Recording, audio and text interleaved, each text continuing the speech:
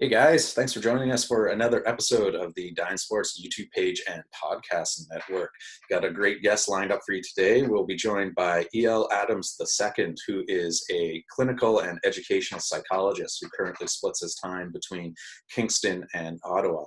And what's cool about E.L.'s journey is that he was actually a former high-level athlete himself, playing at the Usport level basketball out at St. FX University. So a lot of the things that his current clients are going through, whether it's mental preparation for a game or getting out of a slump or just mental blocks that they're trying to move through, he's been there and done that, and he can speak from experience, not just from a recreational level, but he was actually doing it at the highest levels himself too. So very cool to pick his brain on that. Also, part of his journey that we sort of unpack is he's originally from North Carolina. So, a lot of the tips and tricks that he now implements with his current clients, he sort of tested out on himself originally, because going from North Carolina to a small town out on the East Coast in Nova Scotia there was obviously a huge change for him, and he had to make quite a few adjustments out there as well to adapt. And going from the high school to the U Sport system is no small jump. So very cool to unpack a lot of those things, and he shares his insights with us, and really think that you guys will enjoy it. So let's get to it here. E.L. Adams II. Hey guys, thanks for joining us for another episode of the Dine Sports YouTube page and podcast network. Joining me today is E.L. Adams II. How are you doing today? I'm good, Kyle, man. I'm good. How about yourself? Can't complain, just staying busy, just hammering out as many interviews as we can while everyone's got a little bit of downtime. I You hear guys you. staying healthy up in your neck of the woods? Yeah, man. All is well. No complaints. Just day to day. Yeah, yeah. So, I mean, your background is obviously you're an educational psychologist. So usually you'd be meeting clients in person and sort of going over stuff together. Have you moved to like an online format now, or how have you been sort of coping during COVID here? Yeah, you have to follow the tide and be able to have a platform to support as many people as possible. So, yeah, I would say usually maybe 99.9% of my clientele would have been in person where we have a conversation. But now, since the distancing and the restrictions, yeah, I'm online now. Okay. And have you noticed any kind of difference in the dynamic as far as in person versus online, or has it been going pretty smoothly so far? It's going smooth as smooth would allow, but when you're in person, man, like you have that visual eye contact. Here, you got to play with focusing on the camera, and I'm more of a body language reader, so I like to look at them. So if I'm listening to them talk, but looking at the camera to try to make them feel I have that eye contact, it's such a weird process. So I have to let them know now, just, I'm going to be looking at you on the screen. So if you don't see me actually looking at the camera, don't take that for me being distracted. Yeah, yeah. No, it's interesting times for sure. And obviously your background, having grown up being a high level basketball player for most of your life, you've got a bit of a unique perspective as far as the sports psychology side and all of that. What kind of a role would you say that athletics played in being able to relate to some of your clients that you have now, who may be looking for how do I gain that edge mentally over the competition? Yeah, it gives it gives you a step up. It gives you some hands-on experience to draw from, and not just my experiences. If I played since I was fourth grade, and then you stop around mid-20s. I played with so many teammates where I could pick and pull from them and say, these things were really helpful for them. This might be helpful for you. So it's given me that hands-on. I can relate to what it's like to be in a locker room. I can relate to having a coach chew you out. I can relate to putting in all the practice and things that are necessary and still not reaching that goal. So I think it gives me just a bit of the hands-on experience that I can actually talk their talk in the language. What's a pick and roll? What's a pick and pop? All these things. Yeah. So meeting them where they are, essentially. For sure. Yeah. Yeah. Have there been any, whether it's been a teammate or a coach or a mentor, who over the years you find you're repeating maybe their wisdom or their example more than others? Yeah. I mean, yeah, you have so many coaches. I found that I had so many lessons from basketball, and they're so valuable, and they come up and they pop up at the right time when you need them, in good or bad. Like I remember Coach K, who I played for.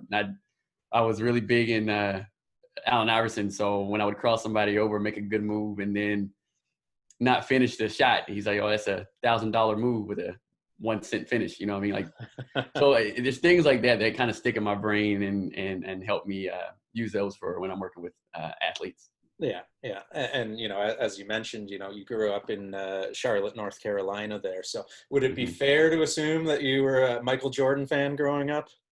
Yeah, it's only fair as I matured. At first, I was a huge Hornets fan. Charlotte Hornets came in 1989. I was 9 years old, so I was all anybody for the Hornets. And Jordan came in and would just tear them apart, man. He would just play with them and victorious on all levels. So not until I became probably in high school and started really to begin the cerebral part of the game and trying to understand, I was like, man, what this dude does is insane.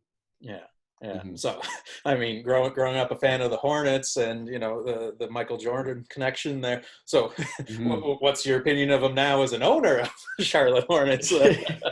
Man, you know what? He's doing his thing as far as owner. Like he's reached levels, but the team hasn't had much success as they used to back in the day. I could say that. Yeah, yeah, for sure, for Yeah, sure. yeah. So, I mean, The Last Dance is everywhere right now. It's Mm, whether you're a sports fan or not, it's essentially become must-see TV during lockdown here.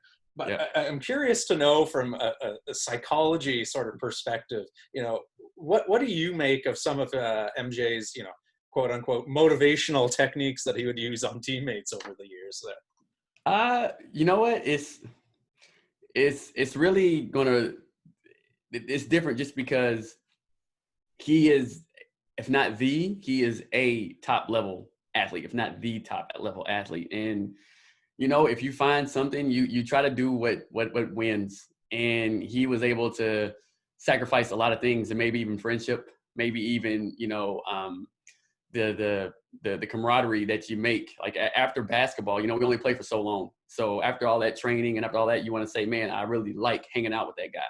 Hmm. You might have sacrificed all that, but at the same time, sports psychology wise, he's bang on. He has, when he loses motivation, he makes up something to motivate him. You know what I mean? And when he's trying to get the best out of his teammates, his tactics, they might be people might question him. People might say, "Oh, that's not the right way to do it."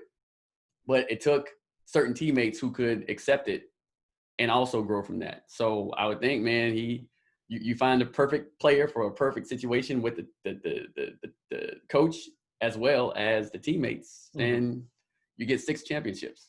Yeah, yeah. It'll be interesting to see, coming out of this, kids they emulate whatever they see, right? Mm-hmm. So in recent years, you've been seeing kids who have no business chucking up these long distance threes. They Yeah, all want to be like Steph, right? So yeah. do you almost worry a little bit that, coming out of this and this being the only kind of sports kids have been watching for the past few weeks, that they might be a little harder on teammates in practices or whatnot? No, I think they gotta find their lane. I think people gotta understand that this is how my dad, cuts his grass. I can cut my grass a different way. I think Hmm. you have to really think about what's going to be helpful for you. Is that your personality? Like there are some people who are, they said Kobe was similar, right? Similar in those ways of sacrificing friendships and really getting on people. And what, if you want to be, not if you want to be a leader, but for some leaders that works for them. So I'm not worried about uh, some players trying to emulate that, because there's no one going to be able to match everything on all levels. So no, I think it's something to actually pull from and say, I can learn from being a leader in certain components and not everything that he did. Yeah, focusing on the right things then. Yeah, yeah. Yeah, yeah, for sure.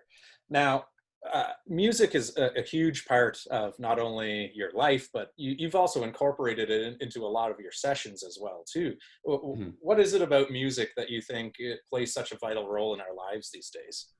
Well, there's a few things, but while we talk about music, I think The Last Dance, the music selection has been insane, Yeah, insane. I love everything that matches with the times as yeah, well as the context of it.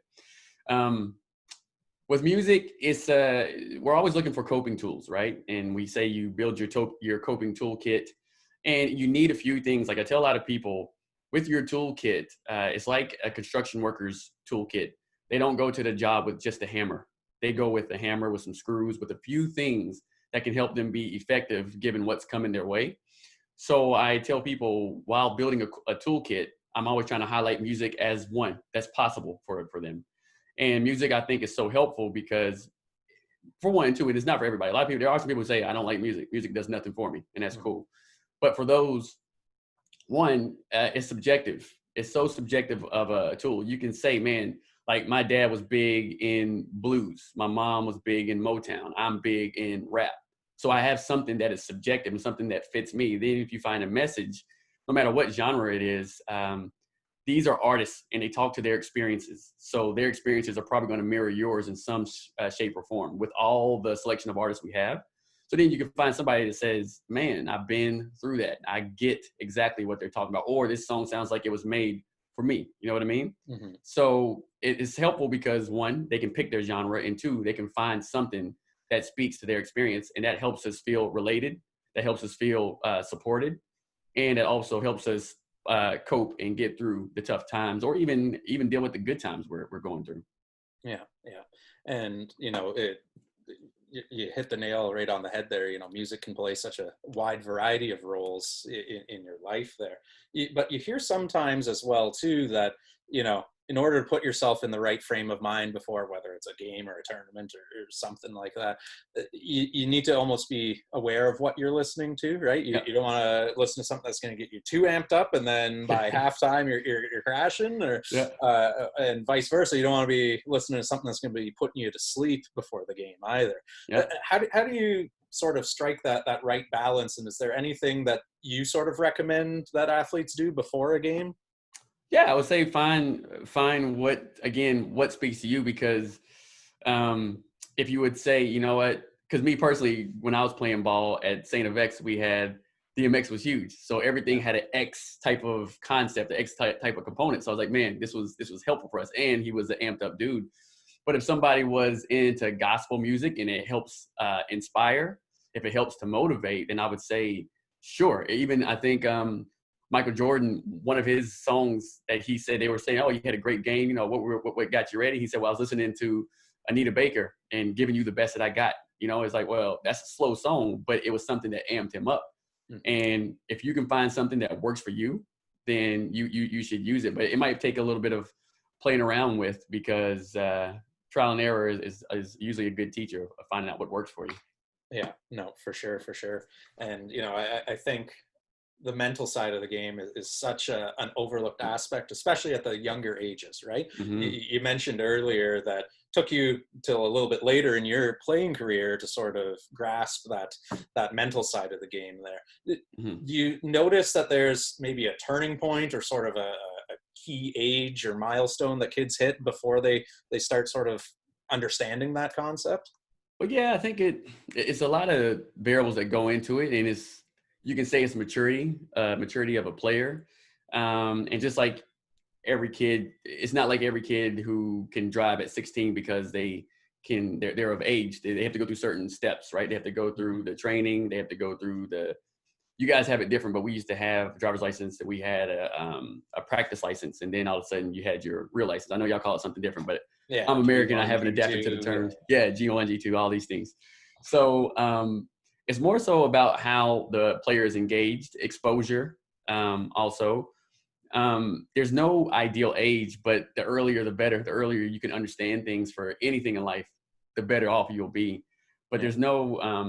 there's no set age. I do know, like, it might be something that deals with your thought process of what you really want from the game. Like, do I want to be this scorer? Do I want to be a player? Do I just want to be on the team?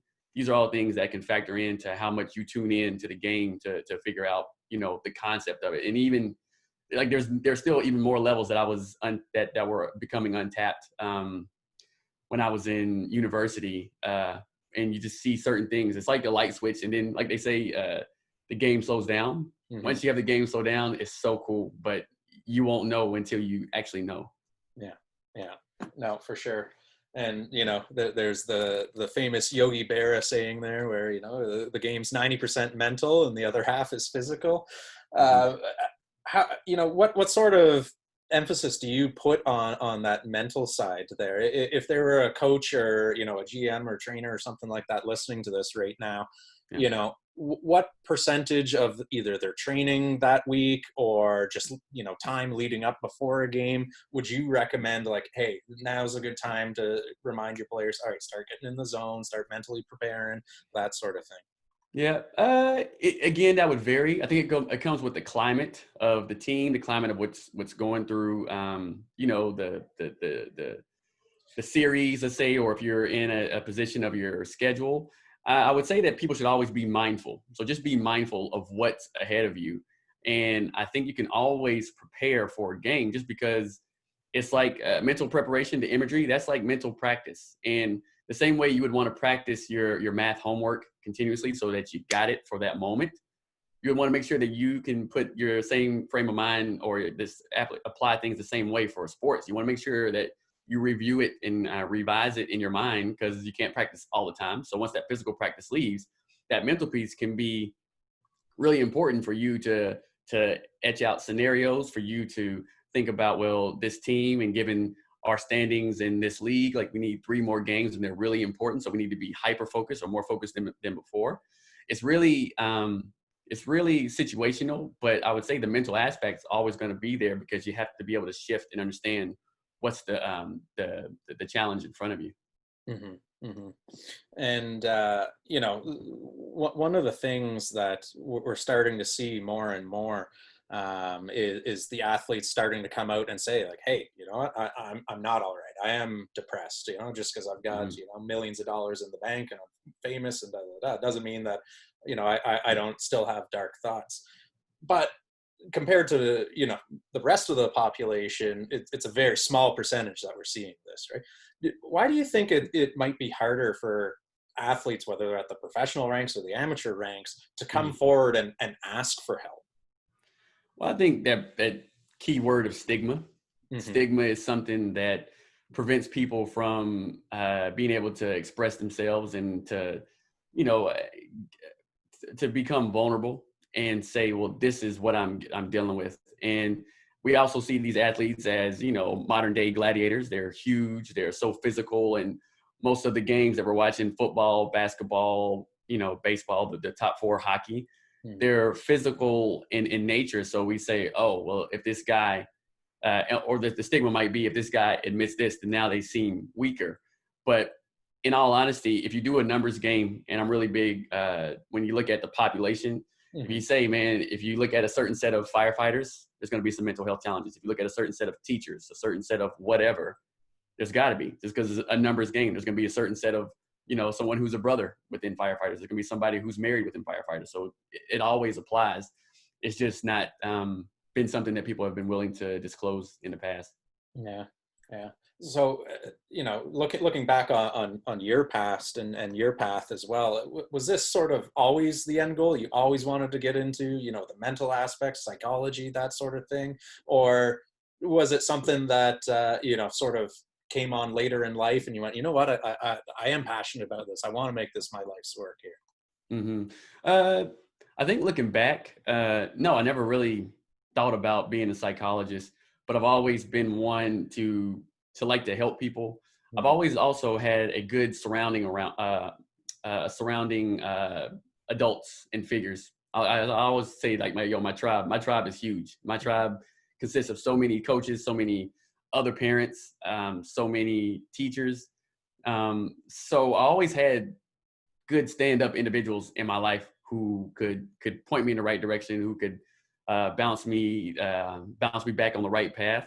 So I didn't realize until I got into university, actually, that I've always enjoyed psychology. I just never called it psychology. I've always liked, biopics. I've always liked people's backgrounds. So once I got up in university and switched from business to psychology, I was like, oh yeah, this is bang on. Psychology and sociology, just understanding social interaction has always been something that I'm fascinated with. Yeah, no, for sure. And I'm curious to get your take on it as well too. With the mental side of the game sort of taking more and more importance as we progress here. What do you see for the future of whether it's psychology or mental sports performance and that sort of thing? What do you think? Do you see any trends that might emerge in the next 5 to 10 years? Well, I think the progress will continue to further where people are going to be more accepting of mental health being a component. Like we're with all sports, they're bang on with physical health, Hmm. injury, treatment, whatever. But to say that these athletes, superhuman, well trained, highly talented, they're human. When it all boils down to it, we're all human. So we're going to experience something. So hopefully they'll be able to acknowledge that this is just as necessary as physical health. If you say too, you mentioned, and this just kind of popped up, I thought about this from time to time. When you say Hmm. looking back again with 20 years of basketball, you see so many teammates, or you recall and revisit so many teammates who were super talented, who were, like there's so many people who I played ball with who were just the bomb. Like they could do everything, and you wonder why things fall off, why they say, well, man, they can't seem to commit to this, or they can't seem to walk this straight and narrow, so to speak. And then when you look back now, you say, well, maybe there were some challenges that were not just behavior, or even if we saw it, because everything is behavior, we saw it, their behavior was a result of something else that we never understood or never even knew about. Hmm. So I'm hoping as we move forward, people will be able to say, yeah, I enjoy basketball, and yeah, you have this talent. But if there's something on the other side, physically you're good, but mentally, if you need to have some support, and I say we go to our doctor every year to get a physical, the checkup, and you go in there. Sometimes the doctor says, "Yep, good, squeak clean, good bill of health, out you go." If you could have that even for mental health, for people just to say, you know what, I need to go check in to make sure things are okay, or I have a bit, even I got 2 job offers, and I'm trying to decide which one is going to be best for me, or I feel bad for taking this job because I'm moving from my mom. Like how can I talk through this? That would be great, I think, for people to see it on the same level of physical health. For sure, for sure. And you just mentioned there, over the years, there are some uber hyper talented athletes there who, for a variety of reasons, Hmm. they don't make it to that next level, or they fall into off the path, right? It- we had Merrick on a few weeks ago, and we were discussing, is there a common trait that you see in the athletes who do make that jump to the next level? His answer was a hyper focus on what they're doing. Would you agree with that, or do you think it's something else? Is it a little bit of that and more? Yeah, I think it takes a crazy level of focus and commitment, and then once you get to that top level, that top tier, let's say if we're looking at NBA or WNBA, Hmm. that fraternity or sorority of 400 people, then you still have those who are the upper echelon of focus. And you see players who are in the league and they say, man, they could have been much better, but they couldn't focus as much or whatever. But I think there's a lot of things that have to fall in place, a lot of luck, a lot of opportunity. A lot of times it's you being in the right system. So their focus is key for you to know that this is where you want to go.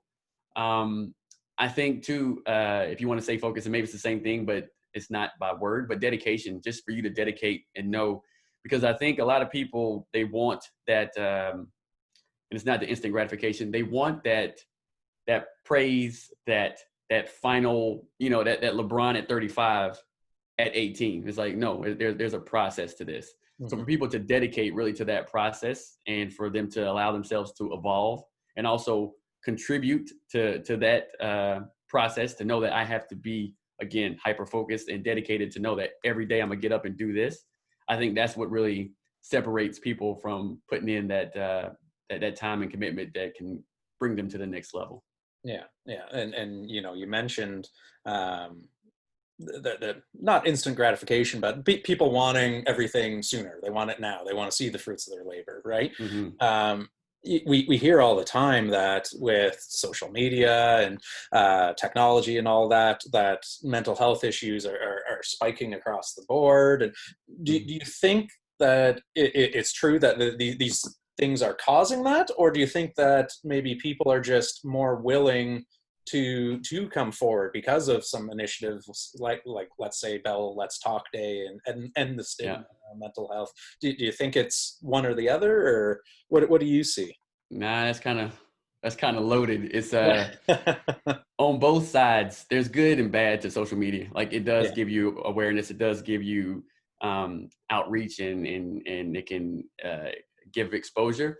But at the same time, there are some things, and I think it's just as we evolved as a society. Mm-hmm. Um, um, like for instance, you can go immediately to YouTube and get a song. You'll have it right there. Whereas when me and you were growing up, it was a cassette tape. Like we had to cue it up. So there were things in our society that forced us to wait for things.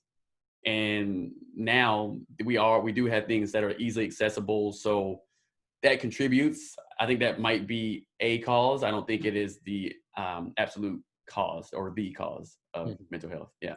Yeah. Yeah.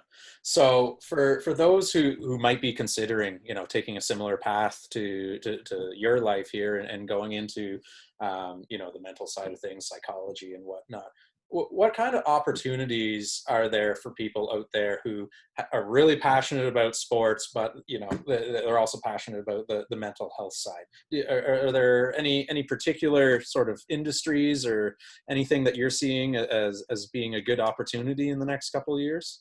Yeah, I think, like I said, or hopefully, or as you mentioned, Cal, as things start to evolve and people start to realize that the focus of mental health should be included into, player development and sports competition. I think for people to look at anything that is sports oriented. So you have so many clubs. If you're looking at all and I say the four major sports just because that's what's always on TV, but there's so many sports. If you look at the Olympic roster, they have everything under the sun.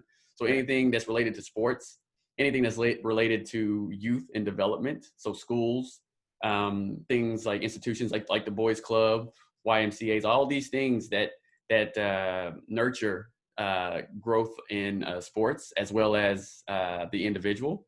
I think they would be so helpful. I mean, you can go to universities, you can go to school boards, you can go to, I don't know, like a Team Canada. You can go to all these places and say, hey, there would be a spot, or there would be some benefit to having a mental health worker associated or connected to us for our athletes, for our coaches, for our, even the staff, right? Yeah, no, for sure. Is there any particular tip or trick, whether it's, visualization or goal setting and writing things down? If there was only one thing that a listener right now could sort of take away from this episode and say, like, what, I'm going to try this. What would you recommend? I would recommend, there's so many things that you can do for preparation, right? Preparation is what makes us feel more comfortable for the moment.